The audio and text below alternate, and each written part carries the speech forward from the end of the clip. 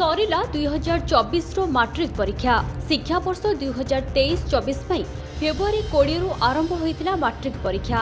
शेष परीक्षा थिला सामाजिक विज्ञान बा इतिहास और भूगोल। निर्धारित समय परीक्षा सरीथिला और परीक्षार्थी माने परीक्षा केन्द्ररू बाहरिथिले। शेष परीक्षा सारी केन्द्ररू बाहरिबा परे परीक्षार्थी मानक मनरे नाही नथिबा खुशी देखिबा पड़िथिला। शेष परीक्षा रे मध्य भल प्रदर्शन करथिबा नै कहिसंती परीक्षार्थी। प्रस्तुति भल थिला, मु भल प्रिपरेशन करितिली, परीक्षा रे भल रे बोली आशा अछि।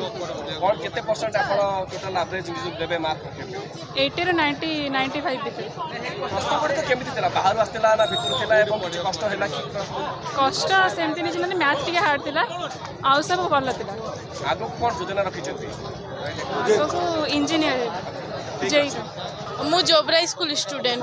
आपण तो पूरा परीक्षा जति कहिबा आम परीक्षा कहले सब परीक्षा भला गला, किंतु आम मैथ परीक्षा रे टिके हार्ड क्वेश्चन पड़िला। जेमिति हमर पैटर्न थिला से भडी पड़ नथिला, जाके हमकु टिके कष्टदायक थिला। आमे बहुत बहुत कठिन परिश्रम करी उठी पढुथिलु, किंतु जेबरी आमे पढलु से भडी ये हेलानी मैथ क्वेश्चन 60-70 आसीबो आशा रखिछि। फ्यूचर आईपीएस हेबाक भाबिछि। आज एग्जाम भल होइছে, सब माने जा सब पढ़ी के जाइथिले से सब पढ़िथिला।